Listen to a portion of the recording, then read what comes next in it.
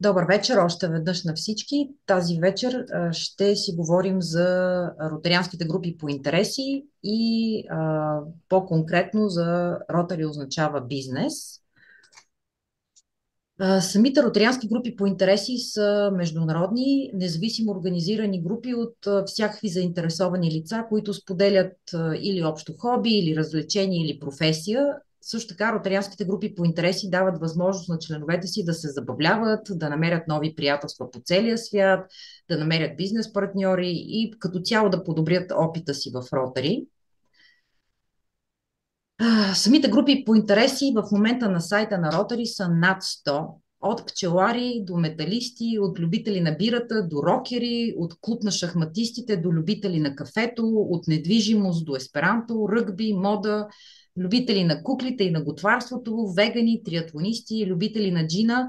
Има и още много неочаквани групи по интереси и за това всъщност ви мотивирам да влезете на сайта на Rotary International, да влезете в групите по интереси и да видите списъка, защото съм убедена, че ще откриете поне няколко групи, които отговарят на вашите лични интереси и може да откриете приятели и партньори по конкретната линия на интереси, включително и в медицината. Това го споменавам за доктор Николай. Така. Много ротарианци използват групите по интереси, за да служат на другите. Например, групата на ротарианците, занимаващи се с кану-каяк, организират почистване на замърсени реки. Членовете на международната група на ротарианците, занимаващи се с използване на компютри, са домакини на обучения за ротарианци и за широката общественост. А членовете на групата на ротарианците, занимаващи се с гуркане, се присъединяват към местните ротари клубове, за да осъществяват проекти за служба по всяко време, когато са някъде за своите пътувания за гмуркане. Ето още малко извадка от ротарианските групи по интереси. Има група за ски спорт, ветроходство, група на ротарианците музиканти, група на ротарианците лекари и здравни специалисти, група за антични автомобили и много други. Самите групи по интереси извършват своите срещи не само онлайн и чрез кореспонденция. Най-успешните групи поддържат също така и лично общуване на членовете, в смисъл присъствено. Например, много от спортните общности организират регионални матчове и световни турнири. Групите, свързани с пътувания или екскурзии, планират пътувания до различни дестинации, докато професионалните групи често планират срещи по време на професионални конференции и семинари. Така тези видове дейности помагат за поддържане на интереса на съществуващите членове, както към групата, така и към ротари, а също така и спомагат за привличането на нови членове. За да обобщим, групите на практика обогатяват опита на ротари извън рамките на клуба или дистрикта, насърчават общуването с други ротарианци, ротарактори, участници в програми и възпитаници от различни култури и региони, обединяват хората с общи интереси от цял свят, което спомага за улесняване на дългосрочни приятелства и по-добро разбиране. А също така групите подпомагат и за професионалното развитие чрез запознанство с други хора със същата професия. Те също така позволяват на хората и да поручват нови възможности за служба и не само. В предишна среща си говорихме за инструментите за бизнес в Ротари, където нашия приятел Константин се спря по-подробно за възможностите при контакти извън нашия дистрикт. За тези, които се интересуват всъщност как се създава нова група по интерес, Rotary International е установила конкретни политики за създаване на такива групи, като Rotary International стриктно оценява всяка потенциална група, преди да реши дали да я признае официално. Въпреки това, всяка група функционира независимо от Rotary International и със свои собствени правила и изисквания за членски внос и административна структура. Тоест, макар че групите са признати от Rotary International, те са си независими организации със свой устав и структура. Така. Ротари означава бизнес, ако не се лъжа, 52-та официално призната група по интерес от Rotary International. И на практика това, което е много интересно, сега не знам дали е, как се казва, градска легенда, но на сайта на Rotary означава бизнес, ще прочетете и цитат от Пол Харис, от 11-та година, ако някой ви каже, че е укоримо да спечелите 1-2 долара за жената и бебетата от ротарианци в клуба при обикновени бизнес делки, кажете му, че в карбурата му е попаднало някакво чуждо вещество или иначе казвам на български му хлопа дъската. Така че на практика Rotary Miss Business насърчава ротарианците да подкрепят успеха на своите колеги ротарианци, като правят бизнес с тях и като препоръчват бизнесите на ротарианци на други бизнеси и хора. Нали, тук има прилика с BNI и други бизнес организации, които се занимават точно с това, но ние го правим в рамките на Rotary. Тази група по интереси работи в съответствие с политиката на Rotary International, но нито е клон, нито е агенция, клуб или сдружение на Rotary International, както казах малко по-рано, нито се контролира от него. Малка история. През 2004 година Rotary клуб Сан Франциско в Калифорния стартира инициатива за създаване на бизнес мрежи. Тяхното намерение е да се осигури платформа за членовете на клуба, за да установяват контакти помежду си и да подкрепят бизнеса си. През следващите няколко години ротарианци в други райони на САЩ също научават за тази концепция и независимо от това основават свои собствени групи за Rotary Means Business. През 2008 година един ротарианец от Сидни, Австралия, посещава Сан Франциско и открива Rotary означава бизнес, пренася тази концепция в Сидни. Така на практика неофициално той основава и първия международен клон на R&B. През 2009 клуб на Санта Роса прави също Rotary клуб, означава бизнес. И този клуб, всъщност конкретен човек в клуба, Марк Бърчил, създава и уебсайта на Rotary, означава бизнес, който си е rotarymeansbusiness.org до днешен ден.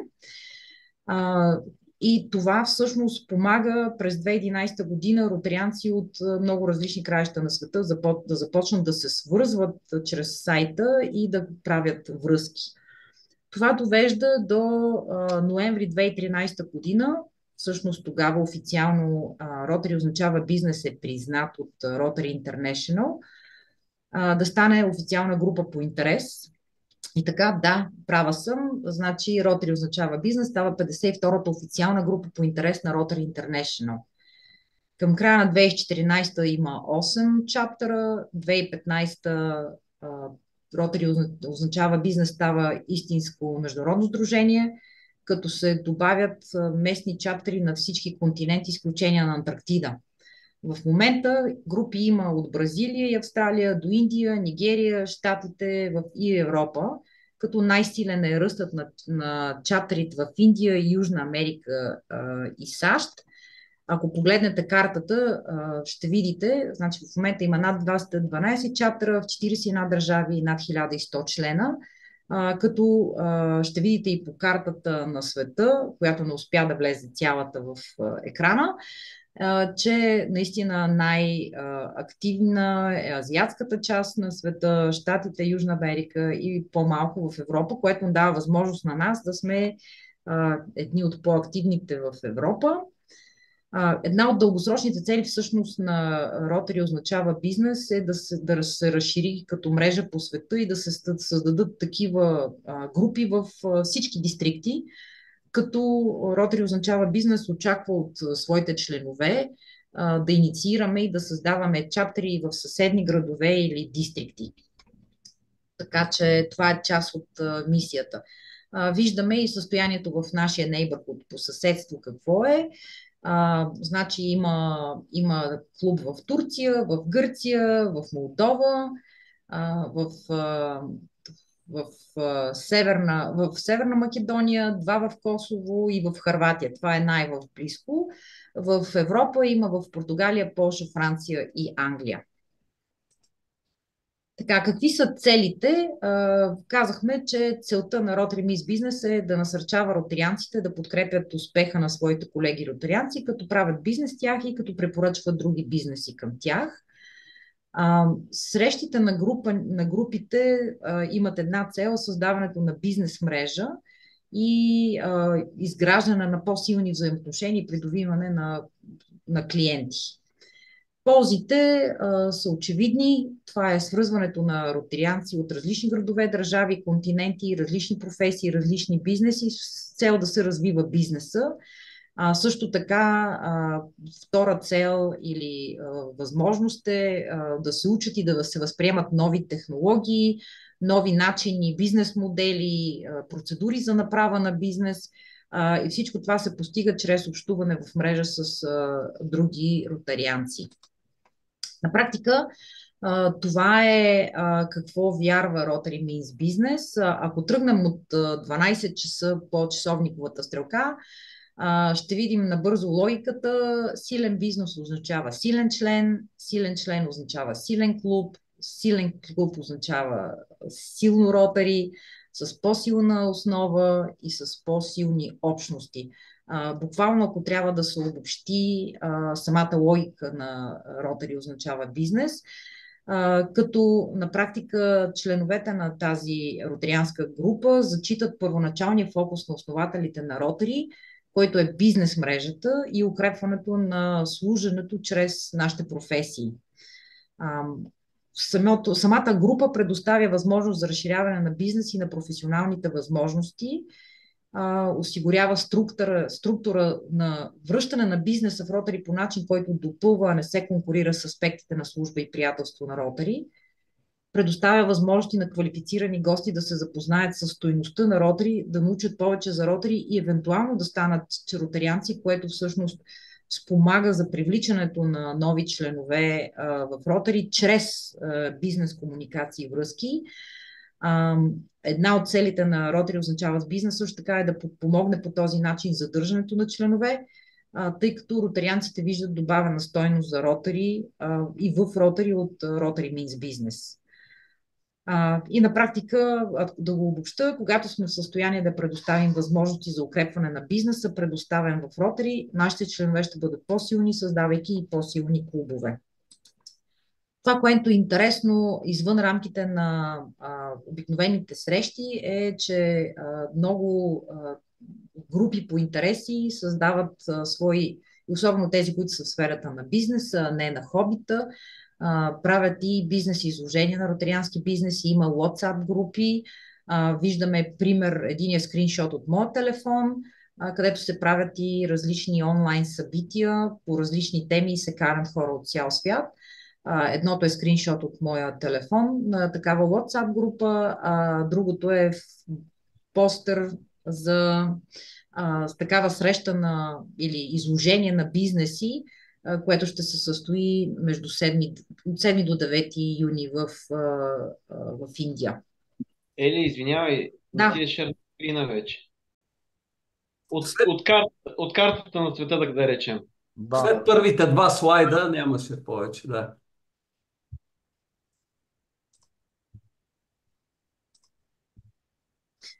Добре, поне от тук ще покажа, ще продължа квинтесенцията, както казах, и това го има на сайта на Ротари означава бизнес, е връщането към основите на Ротари, които са били положени от Пол Карис, а това е поддръжката един на друг на бизнесите в Ротари.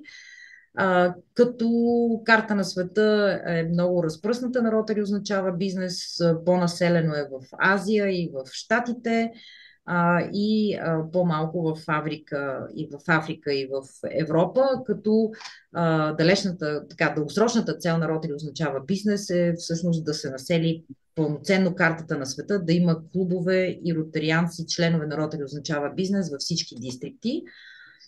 Това е картата на Европа. Виждаме, че така в наше съседство има ближайше съседство има 6-7 клуба, което е предпоставка за нас като клуб също така да общуваме с нашите съседи. Говорихме си за целите, за срещите на групите и за ползите. Това са скриншоти от сайта на Ротари означава бизнес, които може да видите и там като информация. И това е квинтесенцията на Ротари означава бизнес. Пак да повторя, силен бизнес означава силен член означава силен клуб силни клубове означава силно Ротари с силна фундация, т.е. силна основа и това ще доведе до по-силни, стабилни и устойчиви общности. Това е, което разказах буквално преди да ми кажете, че вече не шервам, за което съжалявам, трябваше да ме прекъснете по-рано. Скриншот от моят телефон и от постър за едно такова събитие на изложение на ротариански бизнеси в Индия от 7 до 9 юни. Самото членство в Rotary означава бизнес, е индивидуално. На самия сайт на rotarymeansbusiness.org може да се плаща веднъж в годината, ежегодно $25 или веднъж да се плати $100 за доживотно, така да се каже, членство. Като плащането става с кредитна карта и регистрацията е много бърза и лесна. Когато веднъж вече сте членове на Rotary, означава бизнес в глобалната мрежа, имате възможност да търсите в директорията на членовете по различни категории, за да откриете интересни хора. Какви са очакванията от зачертиране на... Първо, всъщност, е важно членовете да са потенциалните членове или групата, ядрото на този чаптър на Rotary Means Business, да са ротарианци или ротарактори в пълноценни, т.е. всичко да им платено, да са официално ротарианци и също така да са членове на Rotary, означава бизнес на глобалната мрежа. Очаква се да има формална организация с основен лидер, борд, комитет и до 3 месеца след като бъде одобрена кандидатурата на клуба или на групата, трябва да се спусне списък с такъв лидер и с офицерите. До 6 месеца трябва да има изработен устав, който да бъде споделен. Очаква също така да има редовни срещи, като членски внос, освен този към глобалния Rotary, означава бизнес, не е желателен на местно ниво да има, даже е строго непропоръчителен да има членски внос. Тоест единственият членски внос, който се плаща е към Rotary, означава бизнес, глобалната мрежа. Какви типове клубове или групи по интереси могат да бъдат на местно ниво? Първо може да има бизнес, Rotary Means бизнес група в един клуб конкретен. Тоест един Rotary клуб си има своя такава група. Вторият тип срещи са мултиклубни, т.е. това е което ние правим. Ние сме приятели от различни клубове и се събираме 2 пъти в месеца, за да като група Rotary означава бизнес. Третият тип клубове или групи са дистриктни, когато дистрикта спонсорира създаването на Rotary Means Business на дистриктно ниво. Там изискването е да има поне един член от клуб, т.е. от Rotary клуб. Тоест, ако имаме 90 Rotary клуба, се очаква, че всеки клуб ще излучи по един член, а по-нататъка се очаква да има поне, целта на такъв клуб, който е спонсориран от дистрикта, е да има поне 2-3 членове от клуб. В някои случаи се допуска да има и национални чаптери, т.е. примерно да е България. Не е дистрикт, а България. Като въпреки това има максимален размер, който е максималният размер на една група, може да бъде размера на дистрикта. Това, което е интересно, е, че се допуска да има членове от други дистрикти, макар че, примерно, ние може да се наречем RMB България, допуска се да има членове от други дистрикти. Неротарианци могат да посещават до няколко срещи, групи, Rotary означава бизнес групи, и също така членове могат да бъдат не само ротарианци и ротарактори, също така членове могат да бъдат членовете на ротариански семейства, на възпитаници на определени програми на Rotary, включително на Райла, хора, които са минали през ротарианските стипендии за мир, през екипи за професионално обучение. Това не е пълният списък и всъщност списъка се коригира спрямо кодексите и политиките на Rotary International за пълния списък на лицата, които отговарят на изискванията за членство в местен клуб. Относно срещите, няма значение къде и кога се произвеждат. Има препоръка, ако е възможно, срещите да са лични и да са с ротация, т.е. всеки член е хост и той прави презентация на бизнеса си, но всеки Rotary означава бизнес сам решава колко пъти се среща, кога се среща, как се среща и по какъв начин се провеждат срещите. Това е на практика кандидатстването за приемане на, за официално приемане на клуб или на чаптър в Rotary означава бизнес. Виждате, че няма нищо сложно, т.е. име, грубо казано, име на клуба, на български, на английски, от кой дистрикт сме, кой е лидера, контактна информация и това е. Тоест няма нищо сложно, стига да решиме, може да кандидатстваме още утре. Как протичат срещите в Rotary означава бизнес? Това са стандартните компоненти на срещи, които вече са ви познати от нашите срещи и които са препоръчителни, но пак казвам, че няма строго задължително как се провеждат срещите на групите. Стандартните компоненти среща започва с нетворкинг, после има представяне 30 секунди на всеки член, който присъства, като това може да бъде алтернативно изпит интро, т.е. да се разделят по групи трима човека имат по една минута да си представят един на друг и 3 пъти се сменят групите.